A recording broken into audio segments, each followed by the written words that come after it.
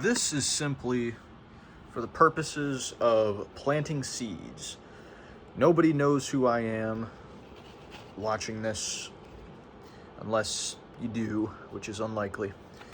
But this is just thoughts from a critical thinking 21st century young man who has a thirst for knowledge, reason, and understanding in a chaotic, sick society and twisted, deep-rooted, problematic world.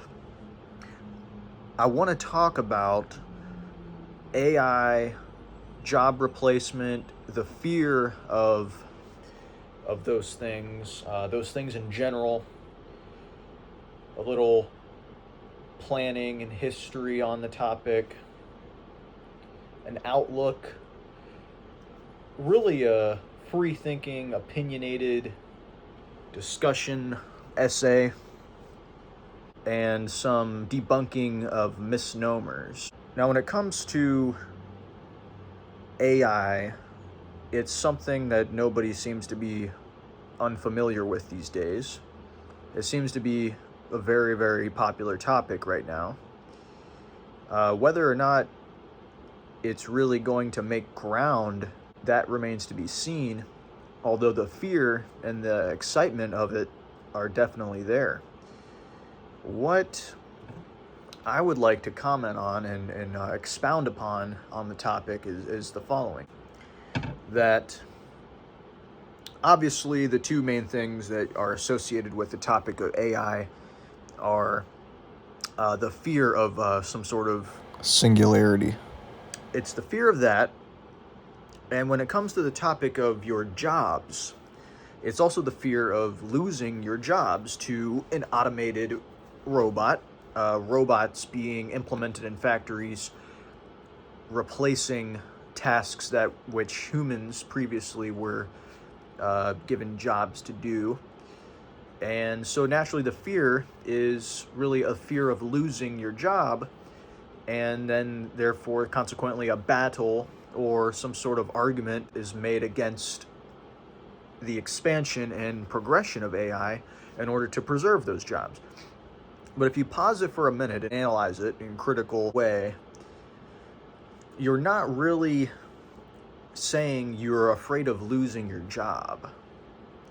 What your mind is doing is it's fearing the loss of what you are able to get with that job. You're fearing you're going to lose the money and what you'll get with the money, your survival means, your means to acquire currency, to acquire goods, to keep yourself alive and your family and your responsibilities. You're not trying to fight for your job.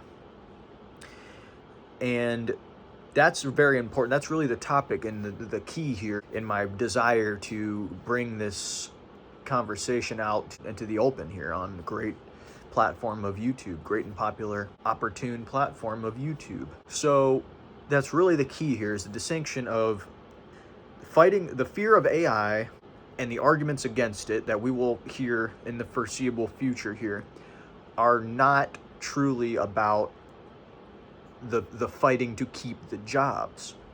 Nobody truly wants their job. They want what the job is enabling them to have. They're fearing their agreement. They're fearing their loss of their deal. That being the deal that they go to this job on this set schedule, and in return they get money that they can use. That's what they're fearing. They're fearing they're going to lose that deal. That's going to be broken, and basically in their heads, everybody's thinking the robots come in and replace everybody.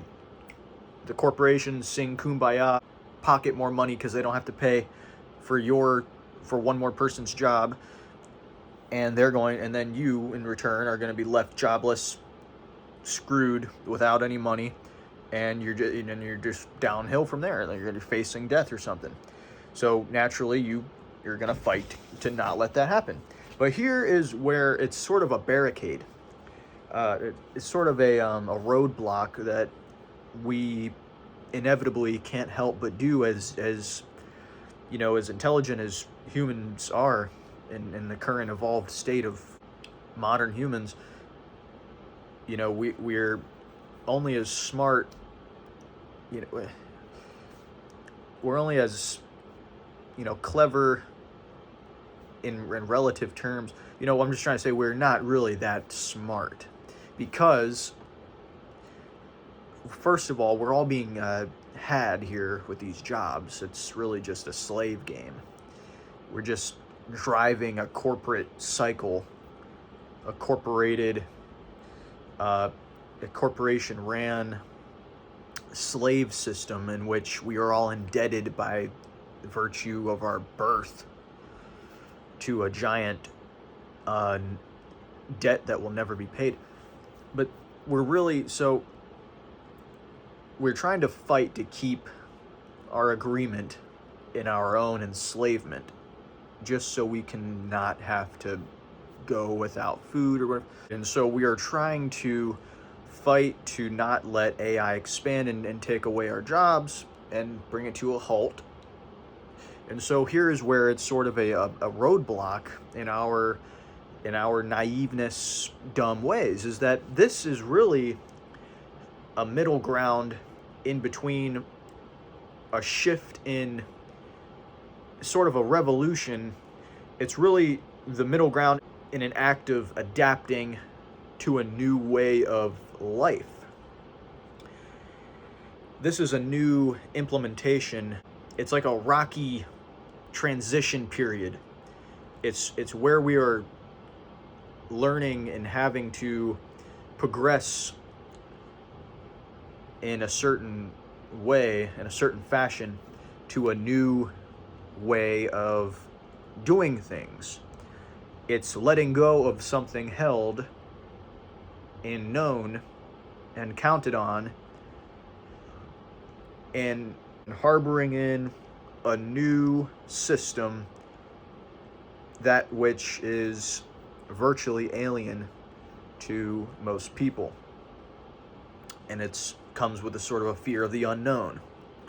Why let go of something that is seemingly okay and works for everybody mostly, not without its flaws, yet it works enough? And why would we bring in something that will completely move everything that we know away and seemingly leave us less off? When you look at that, it comes down to two perspectives. The perspective of the common person here, the job holder, or as I like to call it, the slave. And then you can look at it from the corporation, the company, the big machine, the big head honchos.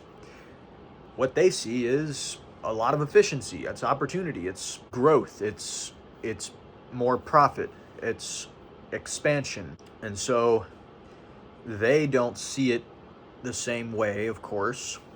They want to implement it, they want to go forward with it. And so it brings in this conflict of perspective and sort of conflict of interest. And so at that rate then, and you have to really communicate well. Those two perspectives need to communicate and understand each other and compromise naturally. So that's what I'm trying to argue here, is that this adaptation is able to be progressed forward with if you realize that it isn't automatically a job replacement, job loss, because moving forward, we're going to need to do this. You can't move forward without letting go of obsolete ways of doing things and ideas. And you can't just be afraid of implementing change for the betterment of objective reality. Now, this doesn't have to be some sort of tightened down, more keeping the rich richer and the poor poorer. It's it's technology for the good. It's just efficiency, whether you look at it whichever way. For the corporation, of course, it is efficiency and profit. They would not mind. They think less of what it does for the well-being, for the fearful individual, commoner, and think more and are more concerned with what it can do for their company. And that level of thinking is really has really nothing new. That's always been going on. It's just this thinking of the corporate world as an absolute, keeping the corporations going, every man for himself, this idea of unhealthy capitalism. Now, capitalism isn't a bad thing. It's just it's being ran wrong. It's not. There's no good foundation built first. It's jumping ahead and taking a mile leap and leaving all these unfinished problems and issues that should have been addressed beforehand behind. So my argument here is simple: to sort of conglomerate all of the points I want to make and clarify upon are, yes, the fear of losing our jobs is the main association. We fear that we will lose our jobs and therefore our money and our means to live and survive by implementing automation and automating jobs away by AI, and that is not necessarily true. And that when it comes to why these things are being implemented in the first place, it has to do with looking at, simply in a tunnel visioned way, the profit and growth of their own interest, that being their company, what they can do to make it more efficient, where they can cut corners, and then they can just figure out a way to trick everybody into thinking that it's not that bad. But again, it doesn't necessarily have to be that way for the companies either. This whole cutting out the middleman and leaving him for just that's how it goes, that idea does not have to be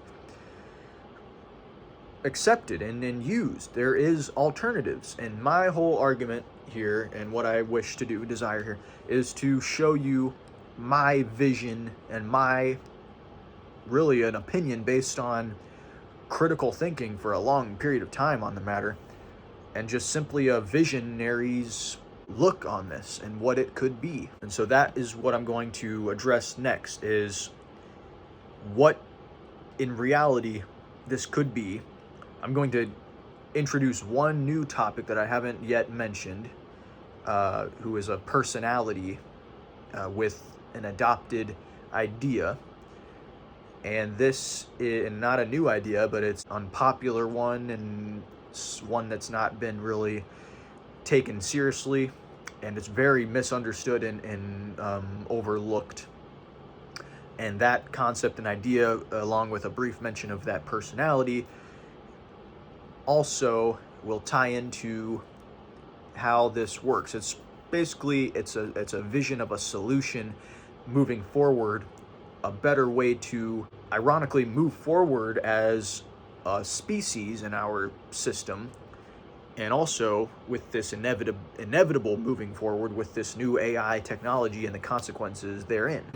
Okay, now to introduce the personality and the adopted ideas of that person. Some of you may have heard of Andrew Yang. Andrew Yang is an entrepreneur who ran for president in the 2020 election and did not win. And he basically headlined his whole campaign with the idea and promise of implementation of a system called universal basic income, It's also known as a freedom dividend, a citizen's dividend, or an unconditional slash foundational basic income. UBI is another acronym. Unconditional basic income, universal basic income. Now, this universal basic income, a foundational income for all, stigma-free, is going to be the, ironically, pun intended, the foundation of this argument and vision here that I'm going to bring forth here. And again, this is all candid. This is not scripted. This is just merely ideas that had come to my mind over, some even rooted in my mind years ago, some more recent. The compulsion to want to share this in order to plant seeds, so to speak. This is all just to plant seeds. The more people that hear this, the more seeds get planted, the more these things get heard and talked about and taken seriously, the more people get inspired to talk about it themselves to others, and it all goes from there. So what Andrew Yang was proposing was not an original idea, as he himself mentioned many times in his speeches and talks and interviews and in his whole overall attempt to run for president. Now, he was initially taken unseriously. Again, not his original idea, but his campaign proposal was taken very lightly, not seriously. People, even his fellow campaigners, presidential hopefuls, were quite frankly brushing off his campaign as a joke, as a gimmick, that universal basic income was some sort of joke. Not only was it accepted that these people were thinking that universal basic income was just free money and just some sort of way to exploit, the gullibility of the common people to just vote to get votes, easy votes. Oh, free money, I vote for that guy. They literally thought that that's what he was doing. But not only that, they really did not take the idea of universal unconditional basic income seriously.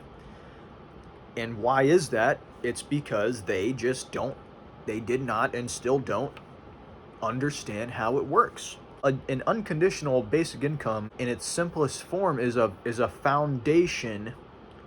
This is to quote Andrew Yang, it's capitalism, it's human capitalism that does not start at zero. It is not job replacement. It is not free money. It is not free handouts to promote laziness and quitting and dropping of, it's not any of those things. It couldn't be more of the opposite of those things. And this is why.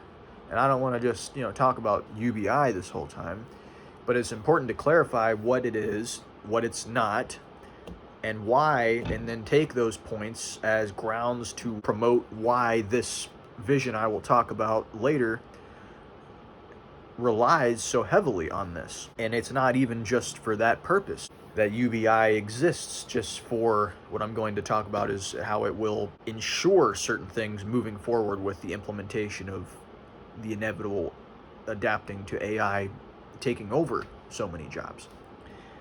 On its own, though, that a universal basic income is a solution to many things, including poverty. It eradicates poverty. It eradicates insecurity. It eradicates stress when facing hardship, change, having to leave a situation unexpectedly, an unexpected bill, an emergency situation, transitioning between jobs, moving places to live, being stuck in a situation that you can't get out of without having a universal income, a foundation, etc., etc., those things. It's an empowering foundation that lets you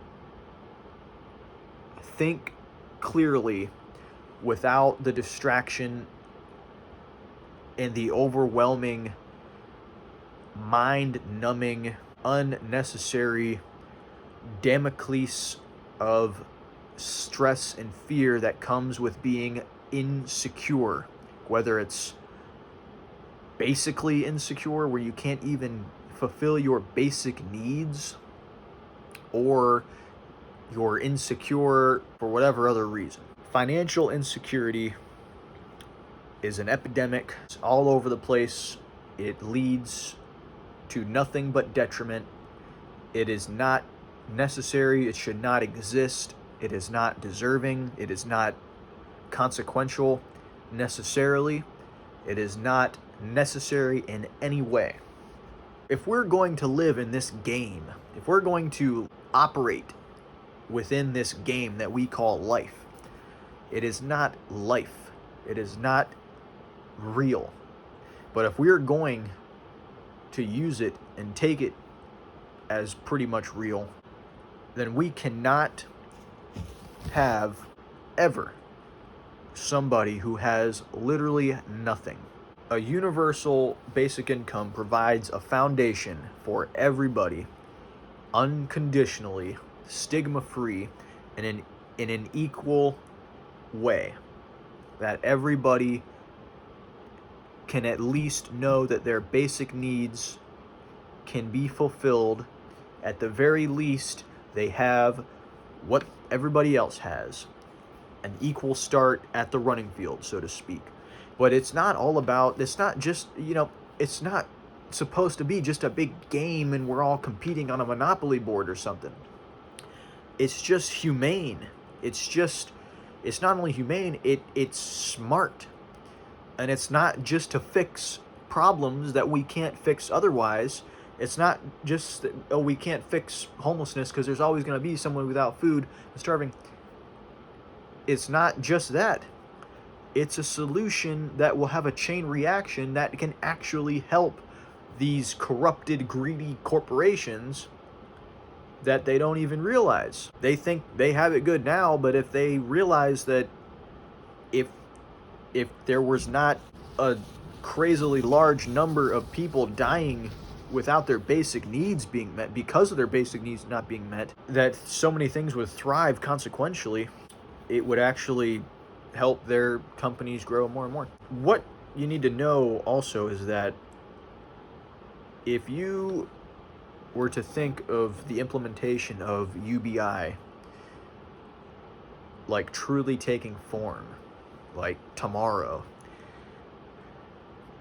you better brace yourself, because you will be seeing the beginning of a new golden age of humans, of human society, a new renaissance, so to speak.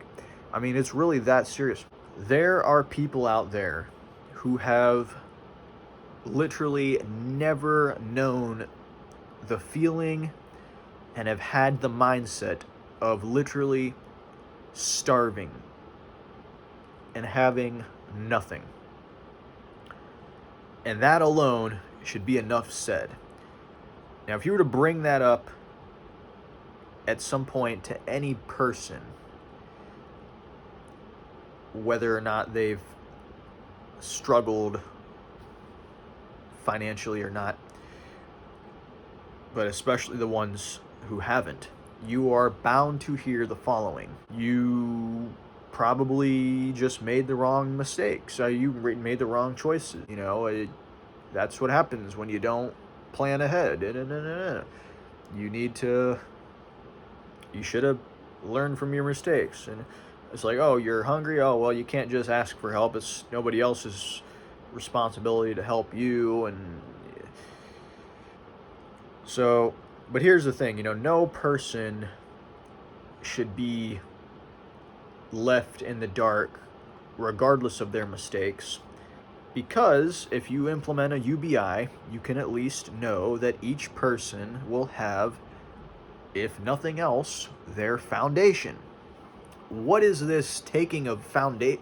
We're left without foundation. There are people out there who have nothing, who have no foundation, and then those same people are being argued about from other people saying that they have, if they want to fix this themselves, they can. Oh, they can just go get a job. They can do this. They can go to get help. They can bring themselves up. Okay. I don't know who those people think they are. They're certainly not anybody to make those calls. They're certainly not people who should be making laws to prevent something like a UBI from becoming reality, to fix those things, just because they don't think it's right that they had to work and they got where they got through their own means. That is completely nonsense, first of all. That is ignorant as high as it could exist. Ignorance.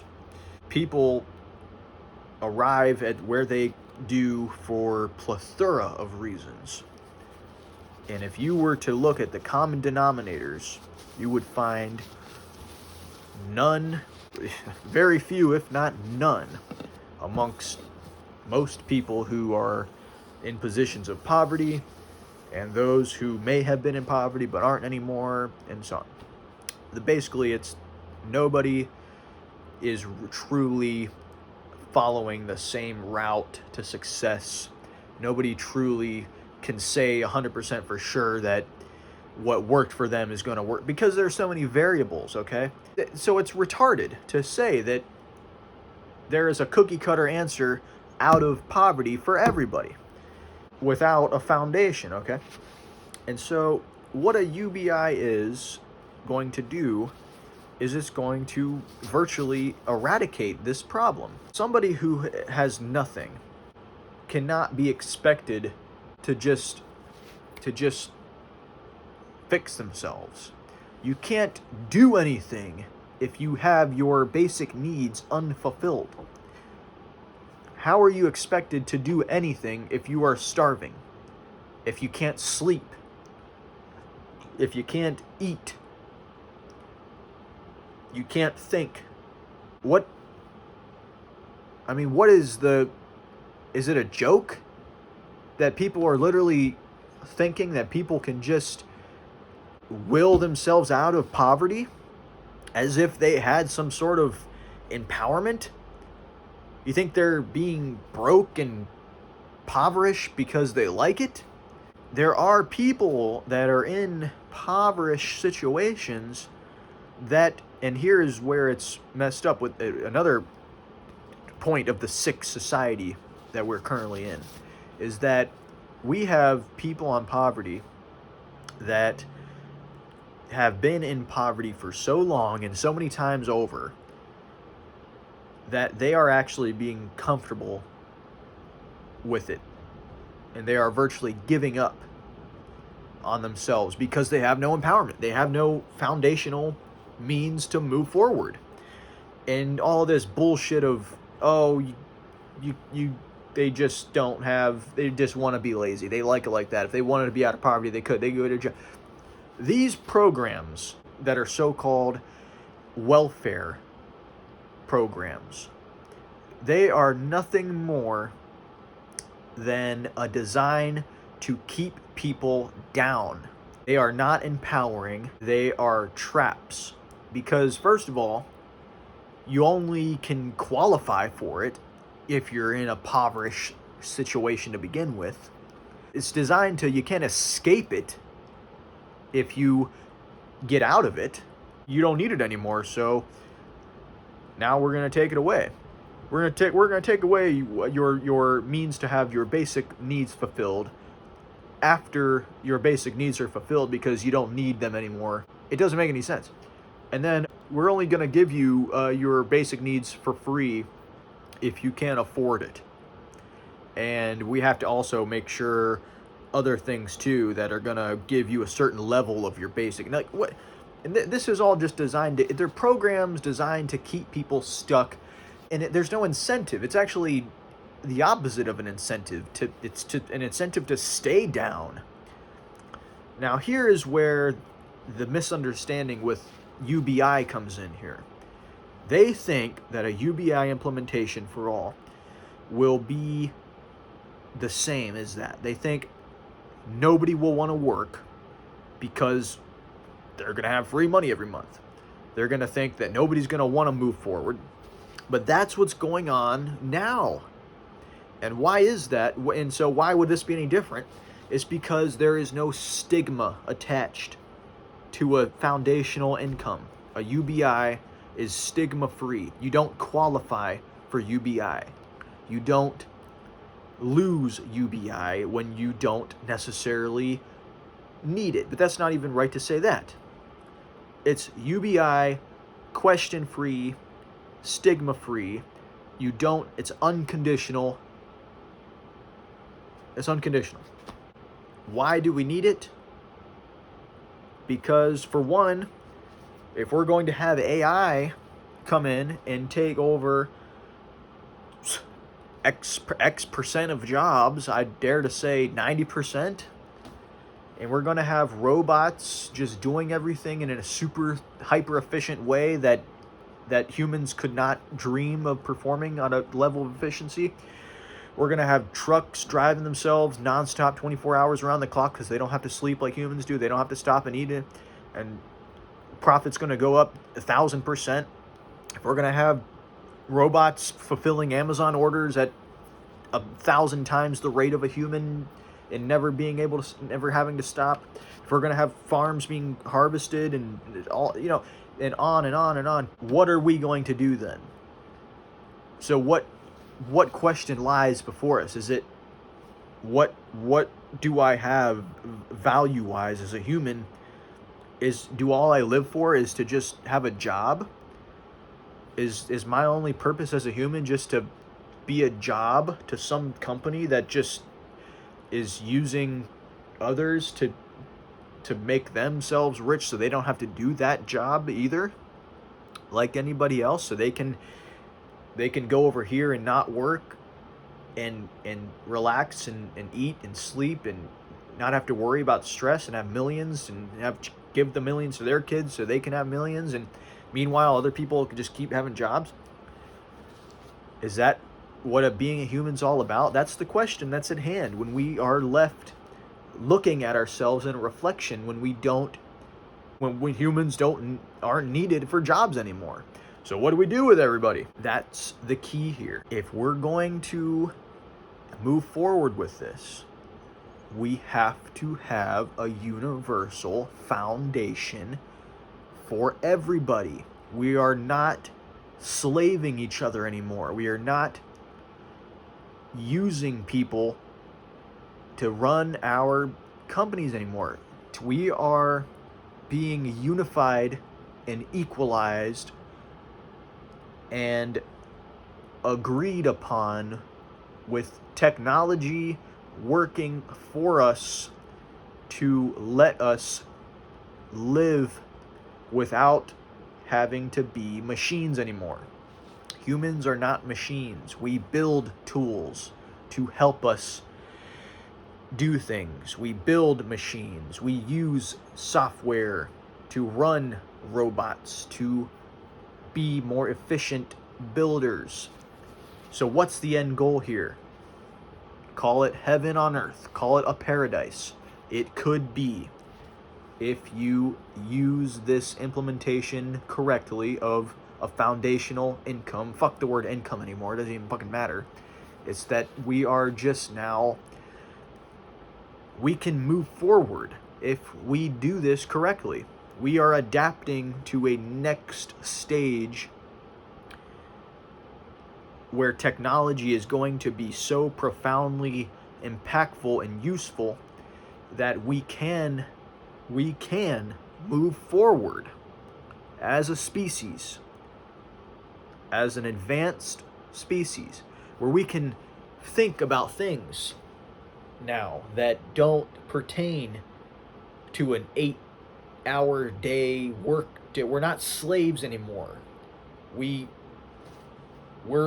Our chains are unleashed. We got technology at a point where it can run everything. People don't need to do it anymore. We're on track to, and it's just a big question mark at that point. But that's not necessarily a fearful state. It's just a matter of understanding and also not losing the truth in that we don't have to be looked at as slaves to each other, and we don't have to enslave one another to be a society. We can be a society that just relaxes. This is what it amounted to. Thousands of years of technology evolving. It's this. It's working. Everybody can just sit and relax and live and enjoy life like we all used to millions of years ago. Only now we have technology that can automate 99% of everything. It's not like we don't have to do anything anymore. Obviously things still need to be attained to, and we need to use our hands and do things. But to not to squander this vision of the future, and very near future, and very obtainable to have, to squander this would be just wrong. It's not necessary. It need not happen. It does not have to be, if we do this right.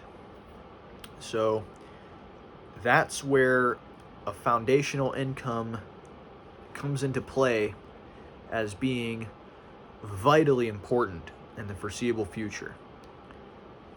To re-clarify here, it's not only important to fix the problems that are already here that should have been fixed a long time ago, but it is vitally important to have moving forward, us for all purposes, but especially AI job automation.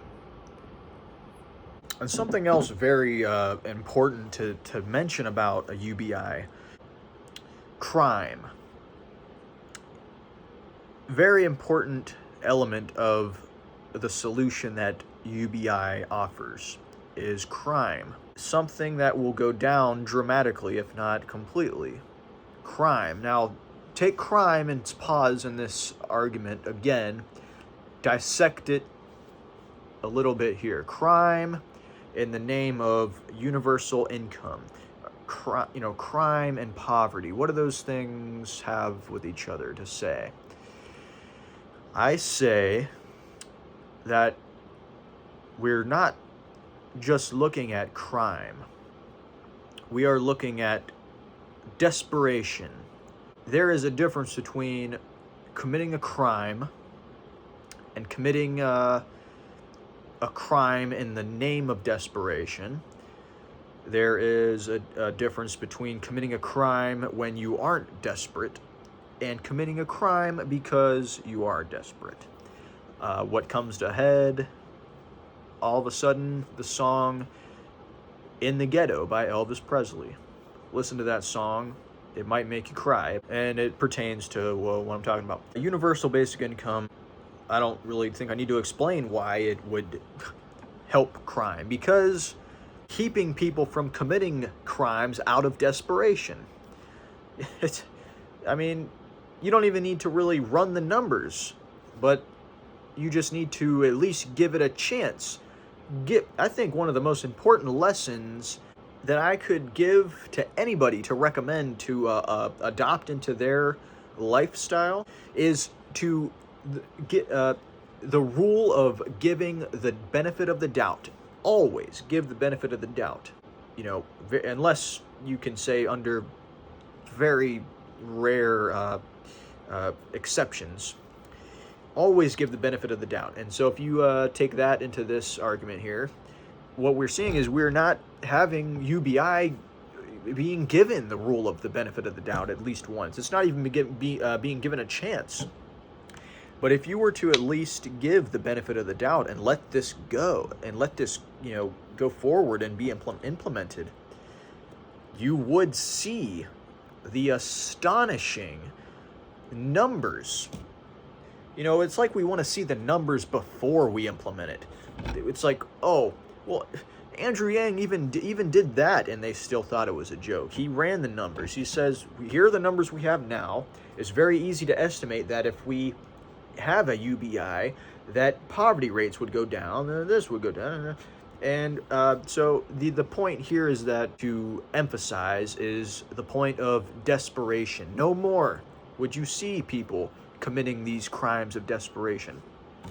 And that's where the distinction I made was coming from, is that I don't really think you should even be calling it a crime. Uh, a criminal who is not desperate is one thing.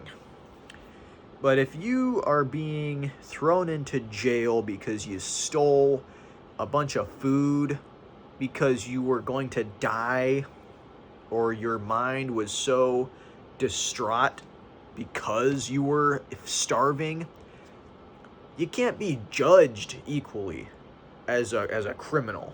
I mean, why are we criminalizing and penalizing people for acting out of desperation? Fuck the fucking criminal justice system for a desperate. You don't even call it a desperate criminal. It's just it's a desperate person. We're just gonna kick them while they're down. They're desperate. What do you expect them to do? Just die? You can't blame. You should give them an award for trying when they're desperate. You know, it's not like they're killing.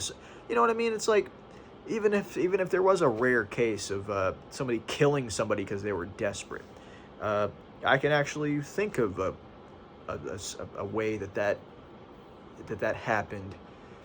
I know of a case where somebody acted out of desperation that involved a homicide. But digress aside here. You would not probably ever see things like that happen anymore under a foundational income. Because it's all just a chain reaction. When you get into a desperate state, you make desperate. Your desperation hardens in this level of thinking that is so subpar and so out of touch with reality that you literally not only have nothing to lose, but you cannot think straight, because it is proven that your IQ drops the equivalent of 13 points under scarcity mindset of scarcity. And so that brings me into a nice conclusion here that I've seen before with Andrew's campaign. What it boils down to is, under a UBI, a population of people with a mindset of abundance versus a mindset of scarcity. We don't want an abundance of scarcity. We don't want an abundance of people with scarcity mindsets. A mindset of scarcity is just a recipe for disaster.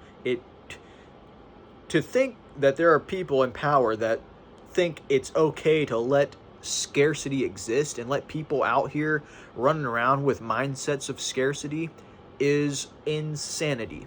And it's no wonder why you cannot say anything else except that you want people to be out here committing crimes. There is no wonder. That's why crimes like that exist. Crimes on the desperate level. A mindset of abundance amongst everybody. It cannot do anything but bring in tremendous growth and progress. It's really as simple as that. There is no reason to think that it shouldn't happen, that we don't need it, that it's a gimmick, that it's a joke, it's free money, it's job replacement, it won't work, and give it the benefit of the doubt. It won't work my ass. Implement it. If it doesn't work, and I've read that it's being piloted in places, it's being tested. Again, those aren't really good experiments to judge it on a whole level, because it's sort of being looked at through a lens Because, I mean, what are they trying to say? Like, oh, if we tested on a little group of people in this particular place, in this particular circumstance, it's going to tell us what we need to know about whether or not it's good to implement it. No, it's clear as day. I mean, what is there to test and understand? It's, you give people a foundation where they don't have to worry about going without nothing ever, and you let it go. We're not saying they have more than him or more than them or they have an advantage. No, it's an equalized, everybody has at least a foundation to go off of, and then hit the resume button. Pause it, give it that, and then hit play again, and then watch what happens. It's really as simple as that. It's like, I think that it's so hard to comprehend is because it's just a testament to how fucked up people's heads are anymore, how brainwashed people are into thinking that this fake reality we live in is some sort of real life thing. It's not life. This is a slave system. But yeah, it's just really simple to think about. I mean, you sit there and you realize you got your foundational income every month, every year, whatever you want to do. You're not gonna get very far. Just not. It's just like the people that have been there understand. If you lose everything, you can lose everything in this country, in this present state of society. You can lose everything. I have. And you will be left with not anything. It makes you so weighed down, especially if you're alone and lonely. We've never seen, because UBI has never been had. We've never seen what happens when we have when we just plug in one extra thing, that being UBI, into our current country and society, where we have all of our problems, but we just add one simple thing, a foundational income, a basic income. It's not food stamps, it's not welfare, it's an unconditional foundation. A very small one, but it goes a long way. I mean, it's just like, think of it, if somebody gave you $100,000 for no particular reason. Your level of happiness, your level of enthusiasm, your motivation, your ability to, I mean, if something can be fixed as something like starving to death, just starving on and on for months, if something can be fixed with a snap of a finger, and literally in a nanosecond, you can move on from just lying and loathing and not knowing what to do, why would we not implement that? If something so easily implemented can be done, it doesn't really need any more proof or explanation. I mean, it will be proven, but it doesn't need any more argument or persuasion to implement other than that. And to say that, oh, we won't do it because we would rather have, because we're afraid of what will happen if people have what they need, we'd rather have people starving all the time because it keeps the economy, what? It's just stupid. Okay, I have an addendum here to the video. I want to add just an additional piece, which is going to be sharing something I wrote in 2017. This is more or less on the same topic, but this is something I wrote when I was 21, 2017. It's sort of an expression of my disillusionment at the time. I was living alone for the first time in my first apartment. It was actually a goal that I had sought out to achieve shortly before that time, to estrange myself from the situation I was living in with some family members, and really I had this urge to prove to myself and to others, more or less, that I was so convinced in my conviction of living alone and being independent and being an individual, whereas I didn't see anybody really with much dignity in where I was living in my family. I felt so much like a black sheep, and I was just really trying to break free from the crap I was in and just trying to be a free bird, really. And I did achieve that. I completely on my own got my own place, supported myself for the better part of 7 months. But I wrote this in that year whilst living there. And this is more or less, like I said, about the topic here. And I'll read it to you here. I just want to recite it.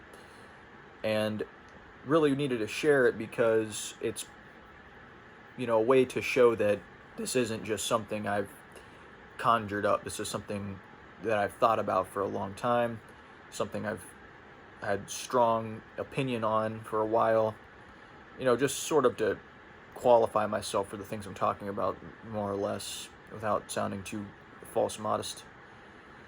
All right, so the note here, September 25th, 2017 at 5:39 a.m. See if I can get that in there.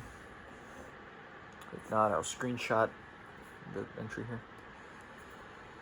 I was told to be happy and have a good life, that I need to get an education and a good paying job so I can have nice things and not struggle to get by. Well, that may be the way to play this game. But what happens when you don't like the game, or the rules, or the game makers, or the players even? The response I get to that is usually about how that's just the way the world is and we can't change it. So find something you like to do and make a career out of it.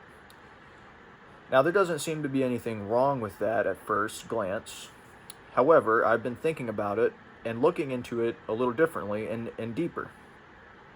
Consider that all of the children are taught this and given opportunities to do as they become preteens and then teens in school.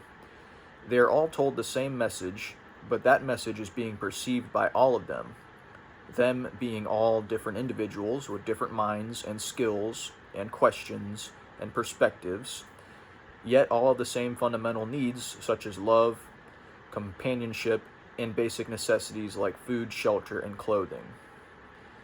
Now, if we are telling our people that life is about succeeding and becoming wealthy, how do we answer the questions that come from the smart ones who ask why people are starving and homeless and take their own lives?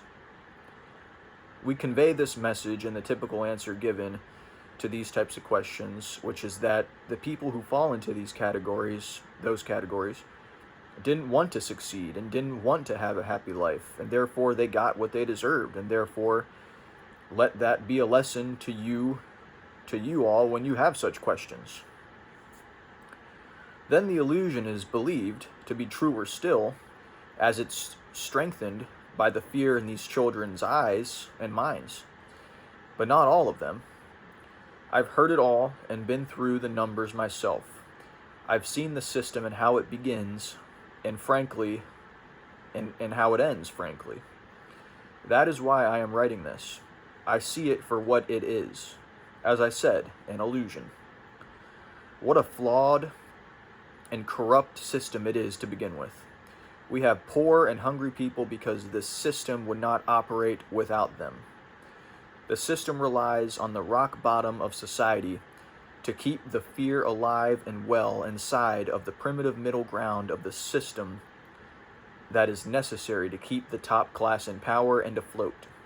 If what was said by these lying mouths was true, then what would happen if everyone started off in school, went to college, started out at the bottom job, worked their way into the supervisor position, then the boss, then to the CEO, and on, etc.?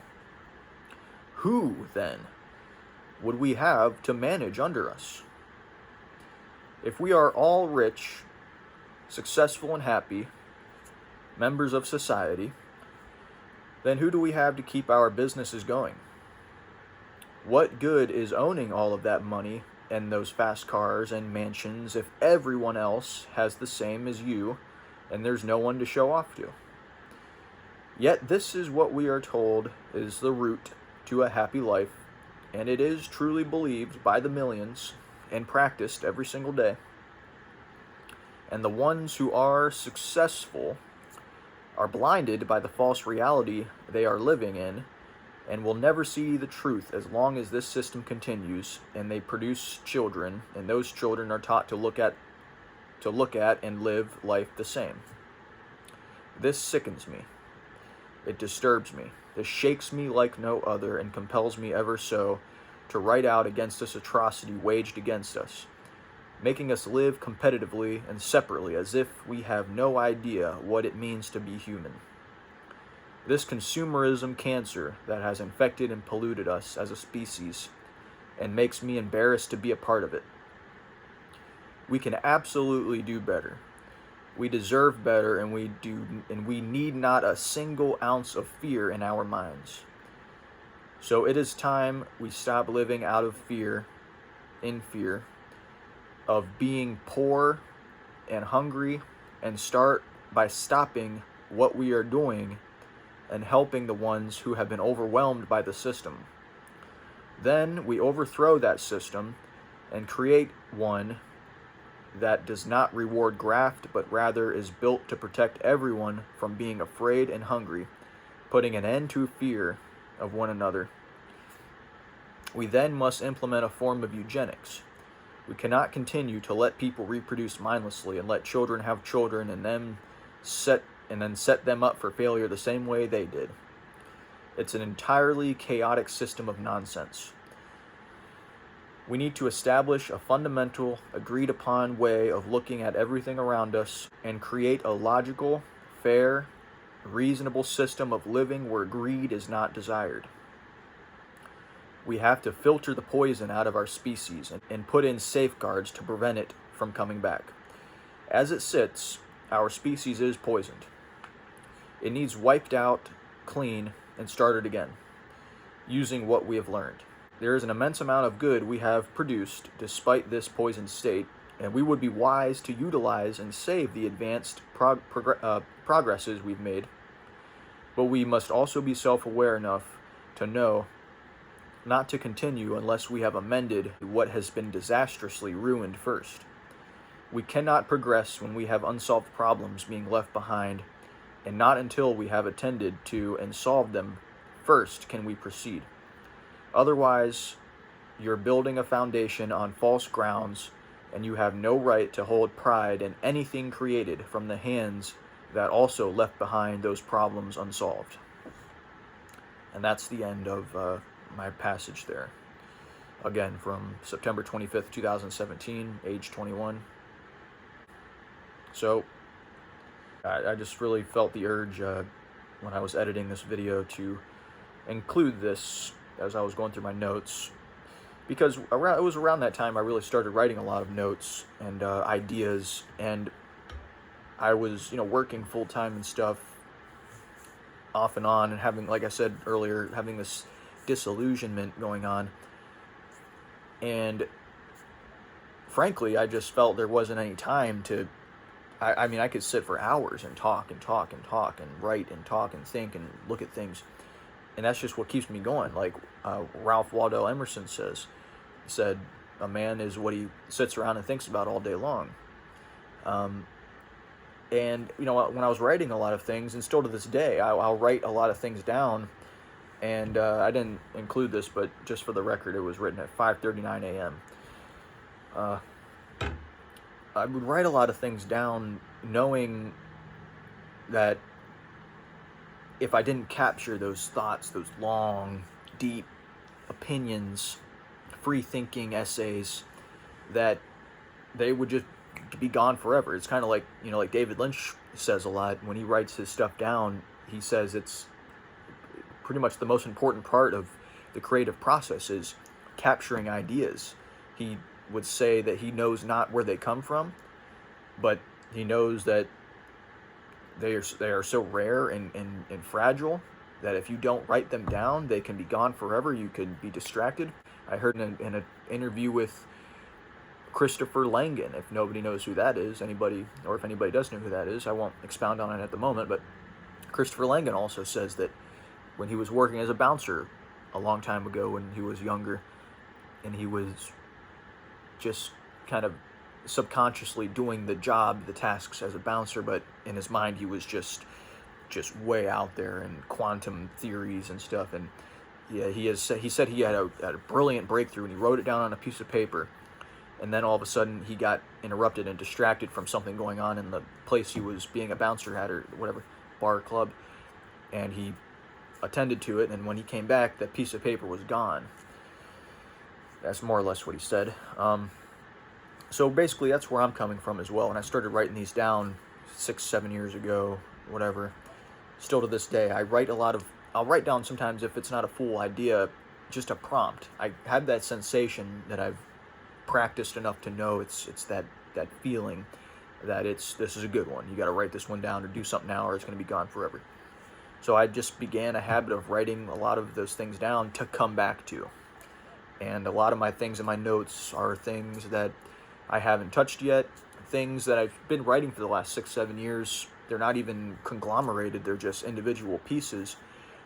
But when I wrote them, I would write side notes saying, expound upon this, come back to this later. Here's a prompt, I can come back to this later. And I'm able to read things. I've had lots of dreams written down too that I wrote down because otherwise they would be gone. And I know that I've tried it already. When I would read some of these notes, I can actually see the dream again. And it's like, if I hadn't written it down, I don't think I'd be able to just recall it like that. Not all of them. Most of them, not even. So that is gonna end it here, I think, for this video. So I will continue to make video essays here, long, free thought, free thinking, my own thoughts, opinions, views on different matters, perspectives, visions. If you like what you see here and you want to see more, there will be more. Follow along here. It's really just, like I said, for the purpose of planting seeds, getting ideas talked about out there, getting things moving, out with the old and with the new, focusing on what's real, just getting things moving. It's really just moving forward with what we've learned and repeating less and less mistakes that have already been repeated.